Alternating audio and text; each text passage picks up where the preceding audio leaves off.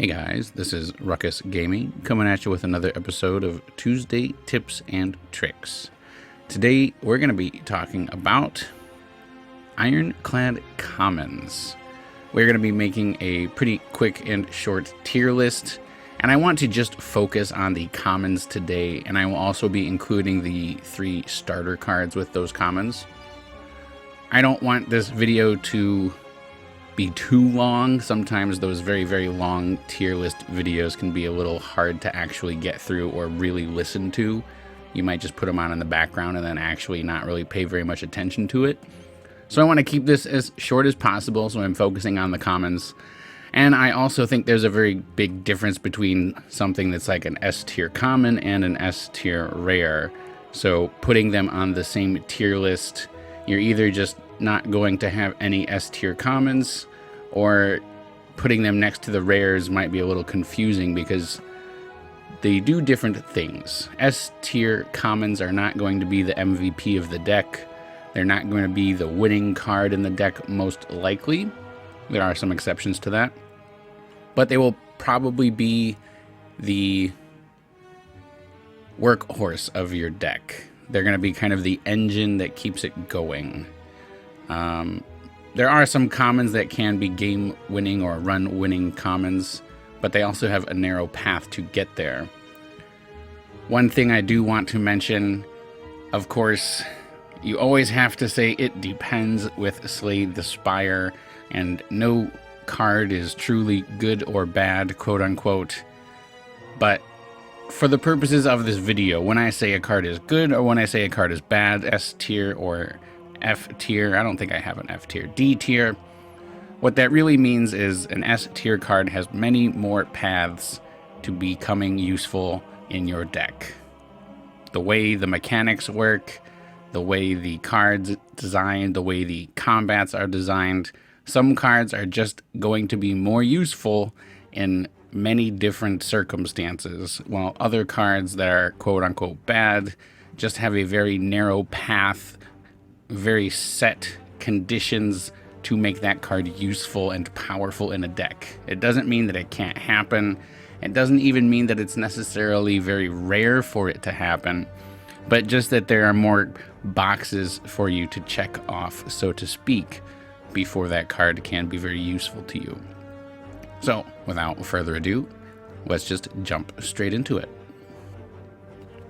Alright, here we are going alphabetically, just the commons on this list. So we're starting with Anger, and I'm going to put Anger very solidly in B tier. I think this is a very good card in Act 1. It can be very helpful for dealing with some of the enemies that might be inserting status cards like Sentries or perhaps Slime Boss or Hexa. The drawback is that it can have the unintended consequence of flooding your deck with Angers, and your hand may end up being nothing but Angers at some point if the combat goes on too long and you don't have scaling to finish that combat quickly enough. I don't think this is a card that you're probably going to pick up after mid-Act 2. By then you should probably have your damage mostly sorted.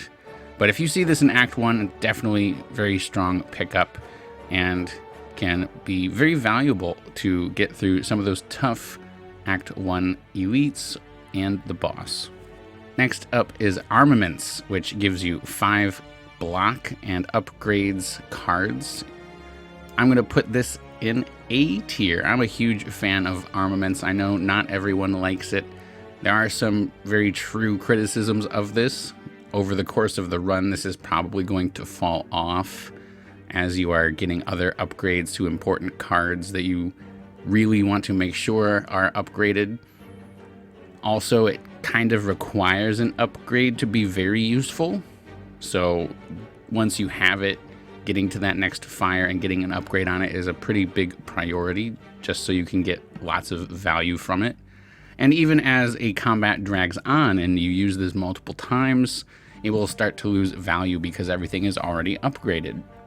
That being said, I think of this kind of like baby apotheosis, and the big advantage to this is that when you are going to fires, you are able to take less upgrades. So if you need to rest, armaments is very good to have because you're not missing upgrades.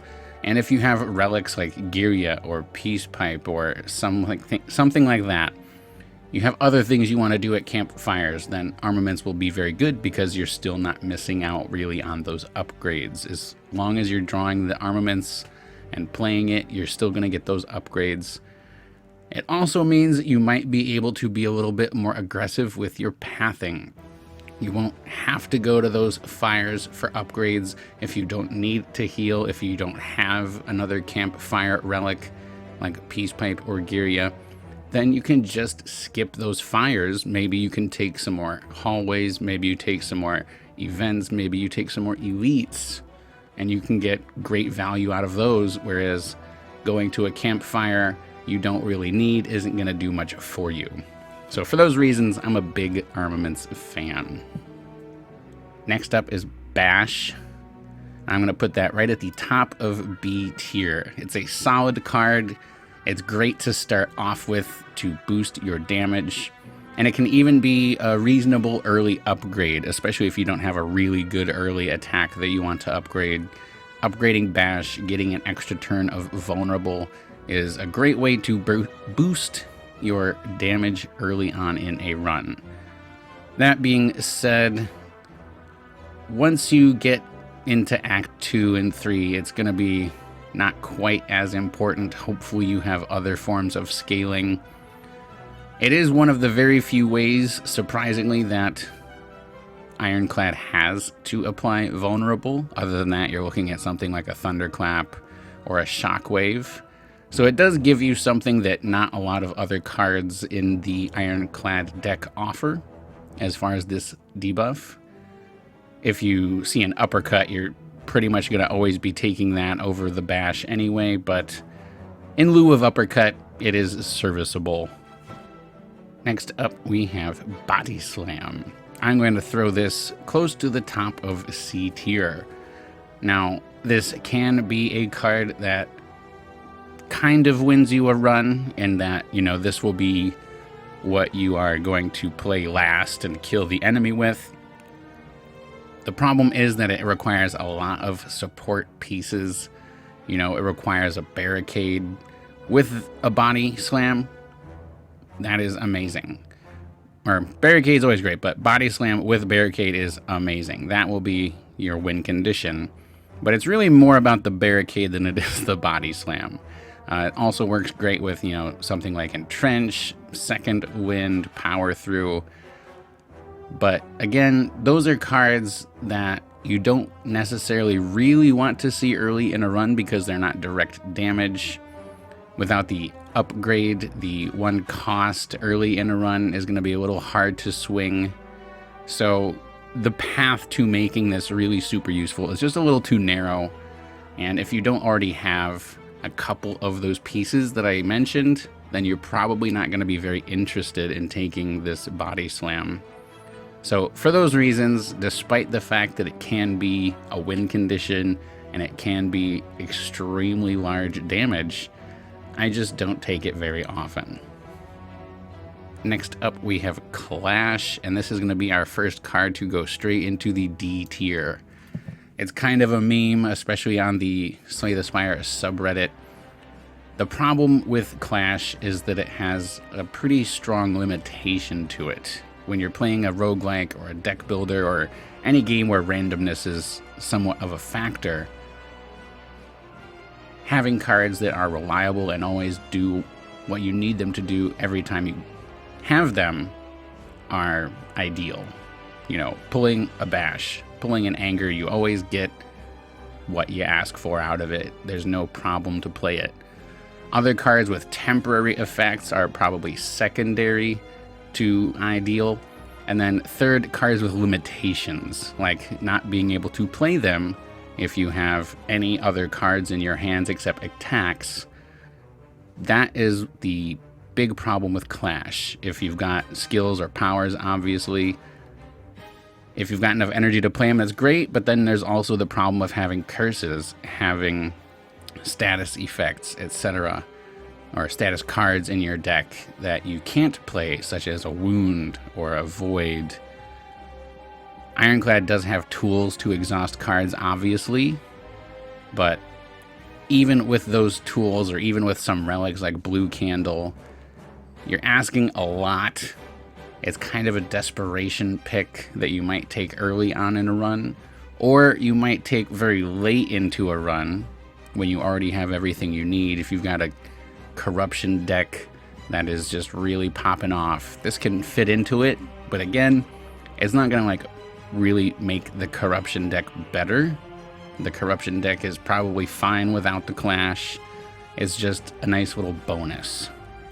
So for those reasons, clash goes into D tier. Next up, we're gonna have Cleave, and I'm gonna throw that right in the middle of B tier. It's a decent card. It's AoE damage. It can be very helpful in particularly Act 1 when you've got like the Gremlin Gang, or maybe Act 2 when you've got birds. It doesn't scale great because it is only one attack.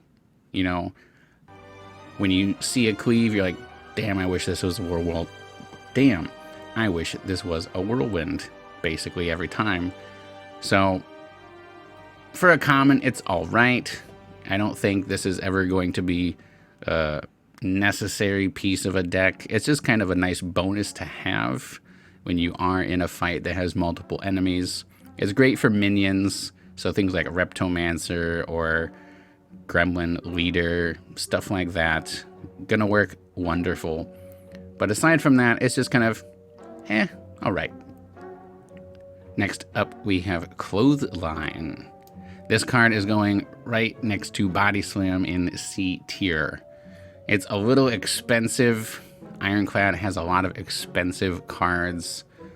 The number one problem I often run into is I draw the Clothesline with Immolate, or I draw the Clothesline with Uppercut, or I draw the Clothesline with Fiend Fire. Like, anytime you draw this with another 2-cost card, if you don't have any kind of energy relics, and probably even if you do, it's just not going to be a great play. You're probably going to want to play the other expensive card more than this. The weak is all right. It does reduce the incoming damage, but at the end of the day, it just never feels very good. It's kind of a desperation pick. You've gone up a couple floors and you've only been offered some skills or other poor damage options, and you're getting into the elites, or you're getting close to the boss and you absolutely must have some damage in Act 1. You can take a Clothesline, but even after that, you're probably not going to actually be using it very much. Next up, we have one of the other starter cards, Defend, and this is going just straight into D tier. Basic starter cards are the worst in the game. The one thing I will say about Defend is that because Ironclad has so many strong attacks, and you're going to be adding a lot of attacks, particularly in Act 1, this is not going to be one of the first cards you remove. You're probably going to be removing strikes first. You've got attacks to replace them, but you're still going to need that block. So it's not an immediate remove, which by definition makes it not the absolute worst card in Ironclad's deck or card pool. Next up, we have Flex, and I'm going to put Flex at the bottom of B tier. The problem with Flex, of course, is that it is temporary. It does not give you permanent strength over the course of the combat. You can negate that with Clockwork Souvenir or Panacea or any other way of getting an artifact, like, you know, Ancient Potion, something like that. And it can work very, very well for you. It's a card that offers strength. Nothing else in the common pool does that, so you're more likely to see this, and Ironclad does love his strength. This will make all of your attacks better. And many of Ironclad's attacks scale with strength, so you're always interested in having more strength.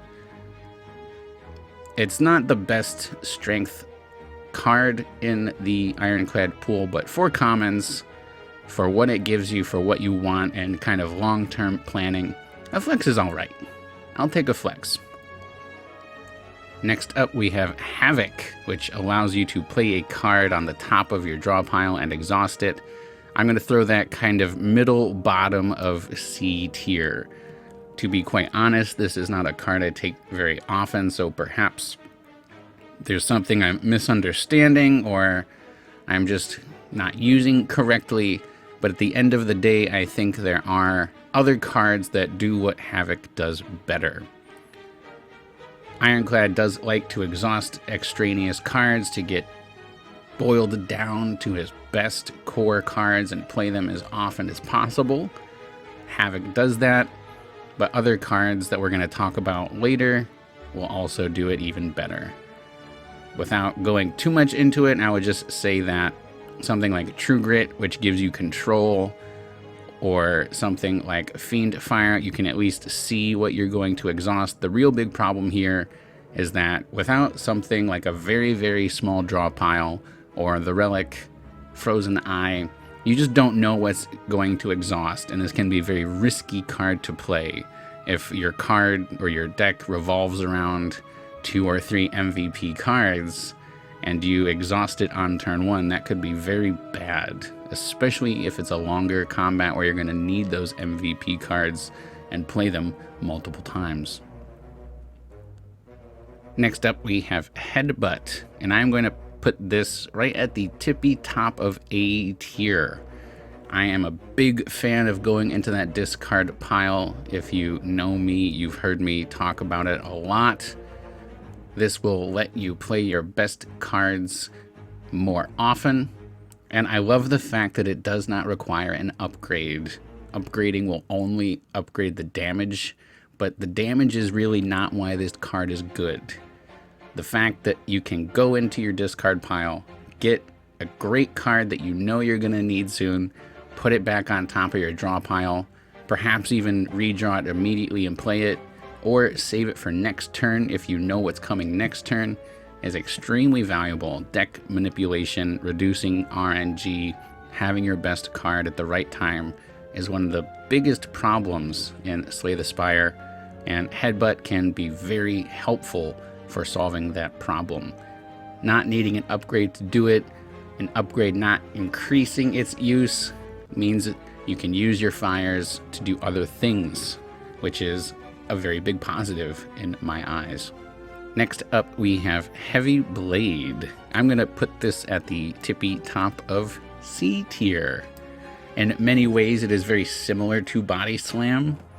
It is one of those cards that can potentially be the combat winner, the run winner for you, but it does require quite a bit of support. You're going to need to add a lot of other things.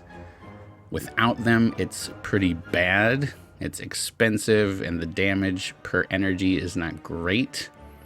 Once you get your strength going, if you have multiple sources of strength, even better. Heavy Blade can be usable. The other thing to consider is that if you do have multiple sources of strength, you're probably already doing pretty good anyway, and you've probably got other better attacks anyway. This only is going to hit one enemy one time. Other attacks that hit multiple enemies or hit multiple times are going to scale with your strength as well. Perhaps not quite as high as Heavy Blade. It is really fun just to see those really big numbers. If you can find a combat that you can stall, like Darklings, where it's not going to get any stronger really, and you can just sit there and gain strength with demon form as long as you want, it's really funny. But not a card that I think you're always excited to see unless you've got what you already need to make it work. And if you're already using those pieces in your deck, you're probably fine without it. So for those reasons, top of C tier at best. Next up is Iron Wave, which is a bit unique for Ironclad. It gives you both damage and block. This is the only card in the Ironclad pool that does that on its own directly. I think Flame Barrier is the other card that kind of fits, but only if the enemy is attacking. So this will always work. This will always do damage and block, but I still think it is mid-C tier at best. This is certainly not anywhere close to something like Heavy Blade or Body Slam. It's not going to potentially be a run-winning card for you. It can work, especially early on in Act 1. It's nice not to need to choose between block and damage. Even early Act 2, this could be kind of good for something like birds. But at the end of the day, it's just kind of ho-hum. It is a little bit of block. It is a little bit of damage. It can scale, but like many of these other lower tier cards, it's just not going to really be the driving factor within a deck. I've never had a deck that revolved around playing Iron Wave as much as possible. It's just an okay card. If you need some damage, if you've gotten some pretty lousy card rewards, take it, but it's definitely not your first choice. Next up is Perfected Strike. This is a 2-cost Ironclad attack that scales with the number of cards that say strike in your deck. I'm going to put this just above Clash. The problem with this card is that you are very likely to be removing strikes from your deck early on. If you've already removed several strikes, you're further incentivized to keep removing more. So this is really only good if you get it before you've removed any strikes, and you can start your run off with it and build specifically around it. Take the Pommel strikes, take the Twin strikes, take the Wild strikes, etc. But if you've already started removing strikes, if you've already picked up some other attacks that don't say strike on them, this is basically useless, and it's only going to get worse as you continue to remove those starter strikes. So for those reasons, I just throw this in the D tier. Not a great card. Next up is Pommel Strike, and this one is going right into S tier. I think this is easily the best Ironclad common attack, and it's not for the damage, but it's for the draw, and specifically the upgraded Pommel Strike that draws 2 cards. This is going to be a very high priority upgrade if you get this in a run, just for the upgraded draw alone. If you've got some extra energy, if you've got cheap cards to play, such as Anger, then you just want to keep drawing and keep playing those attacks and kill faster. Pommel Strike is something that fits into basically any kind of deck. It doesn't matter if you're doing a Barricade Body Slam deck. Doesn't matter if you're doing a Perfected Strike or a Clash or Corruption, whatever kind of deck, whatever your win condition is, this is just going to help you get there faster. There's really no drawback to it, and I can't really think of any kind of Ironclad deck that wouldn't want this. It's just a very, very good common attack.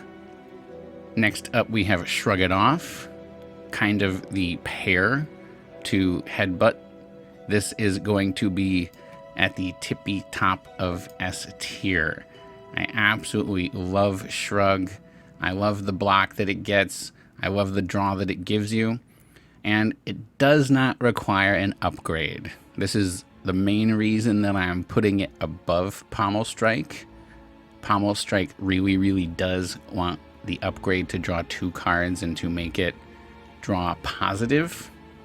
as it is unupgraded, it is draw neutral, meaning if you add this to your deck and you play it, you're still getting the same card you would have gotten if you had just not added it, if that makes sense.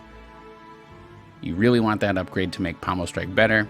Shrug will not upgrade to give you more draw. It will give you a little bit more block, which isn't actually super useful, but that means you can just choose to not upgrade it. You can keep it unupgraded in your deck, and you can spend those campfires to do something else much more valuable, depending on what you need, what relics you have, etc. Next up is our final starter card, Strike, and I alluded to this a little earlier, but this is by far the worst card in Ironclad's deck. It is the first thing that you're going to want to remove at any shop or event in Act 1. Because you are taking other attacks to get damage for Act 1, it's much easier to lose those strikes. You want to keep some of those basic defends a little bit longer, just in case you don't get offered any interesting or useful skills. So, strikes go first. They're the worst.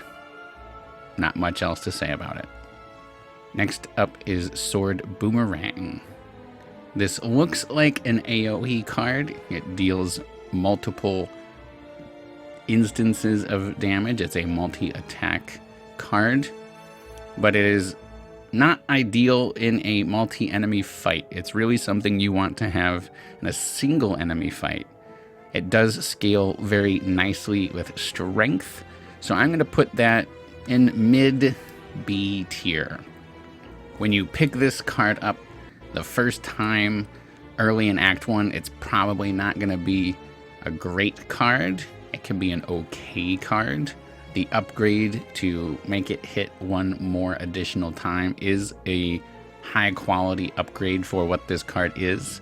You definitely want to be getting that upgrade. So if you are scaling your strength, which I see or Ironclad is very wont to do, and most of his decks will be doing, then Sword Boomerang is just a quality attack that will probably fit in and do a decent job, but it does require an upgrade.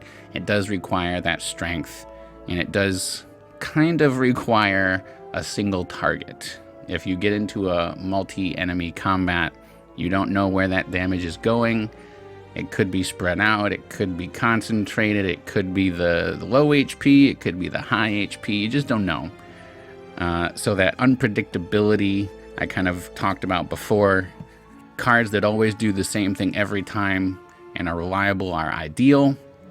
Cards with built-in RNG are a little less than ideal, but I would not say this is a limitation in any way that we talked about with Clash, where you can't play it at all. That's a limitation. This is just a little unpredictable, but you can still play it.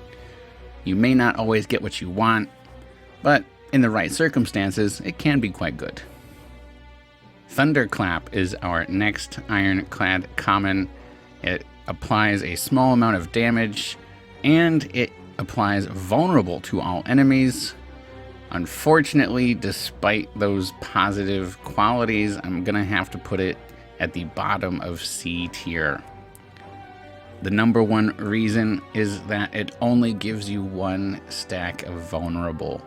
If you don't draw this on a turn where you have powerful or useful, valuable attacks that you want to play, or if you draw it on a turn where you need to defend, it's just not going to be very useful, because the next turn you lose that vulnerability debuff and it's just not doing what you want it to do. If you could upgrade this for more vulnerability instead of more damage, it would definitely be higher on this list. It's okay if you have other sources of vulnerable, such as Shockwave or Uppercut. It can extend it, but by itself, it's just not very useful. It is a small amount of damage. There are other better ways to apply the vulnerable debuff, even if there aren't a large number of ways. This is easily the worst one. Wish this could be better. Next up we have True Grit. This card grants you some block and exhausts another card in your hand. I'm going to put this in the middle of A tier. It does kind of require an upgrade. If you don't have the ability to upgrade it, you can work around it a bit. You can make sure that you play your best, most valuable cards first, so they don't have the danger of being randomly exhausted when you play this. But that's not always possible. Perhaps you have two cost attacks. You've only got 3 energy because it's Act 1, and you may end up losing one of those attacks. Hopefully, because it's early Act 1, the combat's not that hard. It won't go on too long, but it just never feels good. You do really want the upgrade so you have the ability to control the exhaust. You can use it for statuses and curses, which is really, really nice. That is why I say at the top of the high end of this list, the S and A cards are basically just that engine, that workhorse that really helps to enable the win condition without really being the MVP itself. This will get your deck size nice and small, so you're playing those really useful cards as much as possible. And it's just a great card to have. It does require the upgrade, so I'm putting it under Headbutt in the A tier. But it's a staple that can fit into pretty much any kind of Ironclad deck. I don't think there's a deck that really doesn't want a True Grit. It's great to have. Next up, we have Twin Strike. This will do small amounts of damage 2 times. It is a single target attack, so you can control where it goes. For those reasons, I'm going to drop this right in the middle of B tier. And you know what? I may even slide it over. I think the ability to play this multiple times in a combat, not flooding it with angers, is a very nice thing. It scales better with strength because it's a multi-attack, and it is easily controlled. It is a single target attack, so you always know where that damage is going, unlike something like a sword boomerang. I would say the middle of B tier attacks are all roughly equal. They may have some situations where they are better or worse than others, but if you're not offered one of those S tier, A tier attacks, if you're just trying to add some damage, all 4 of these are really quality cards. I don't want to give the impression that any of them are much better than others just based on how I've lined them up here. I still say they are roughly equal, but I do like a Twin Strike a lot. It's great when you're scaling with strength. That really fits my personal play style, so maybe you might like something else a little bit more, but it's a great card, very reliable, does exactly what you know it will do every time, and more likely than not is just going to fit into a deck. If it's not the most important card, it'll still do its job. Next up, we have War Cry. This allows you to draw and then place a card from your hand back into your draw pile if you don't need it this turn. It also exhausts, which is very nice for many of the Ironclad synergies, Feel No Pain, Dark Embrace, etc. I will admit that I don't take this card super often, so that may just be a failing of my own. I think this is bottom of C tier. It can be useful for spreading out cards that are necessary for later turns. Something like Apparitions is the first thing that springs to mind. drawing two unupgraded apparitions at the same time, especially if the enemy is not attacking, feels pretty bad. And Warcry can slide one of those apparitions back into your draw pile so you don't lose it. That being said, if the best or most desirable scenario for taking and playing and using this card is hoping for one particular event apparitions to give you those cards that really synergize with this well and make it a great card. Not really a high probability pick for me. It's just a little confusing to me. And I think that may be my own personal issue. Maybe I should be taking this card more and experimenting with it. But at the end of the day, it just kind of feels like a win more card. If you do have Dark Embrace, Feel No Pain, it can be good. But then also with Dark Embrace, it's going to be redrawing that card anyway. If you've got Ink Bottle, or if you've got Burning Pact, or Pommel Strike, or whatever, it's going to turn into this thing where you really have to find the correct way to use the card at the best time, so you're not just redrawing the card that you want on the next turn anyway. It just feels very, very finicky. It feels like there's theoretically more situations where it would be useful, but in practice, it just never really seems to line up the way you want it to.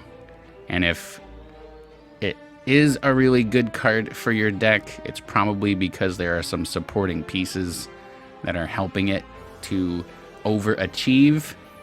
But because of those other pieces, you probably don't actually really need it anyway, because the other pieces are doing a much more important job, filling a much more important role within your deck already. Finally, I am ending with Wild Strike. This attack common deals a decent amount of damage unupgraded, but it has the drawback of adding wounds into your draw pile.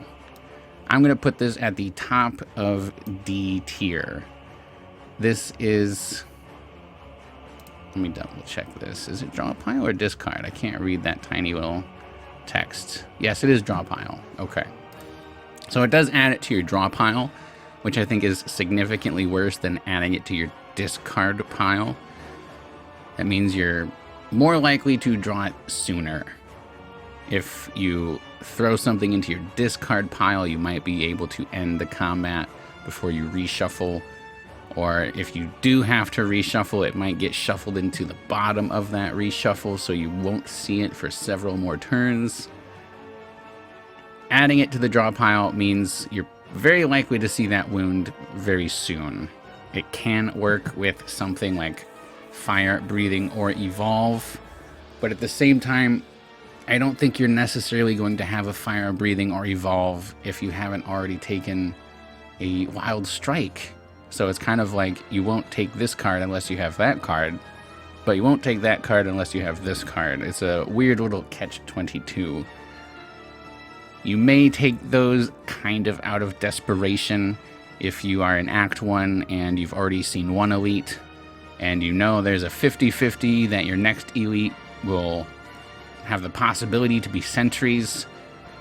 I think Fire Breathing and Evolve are a little more takeable.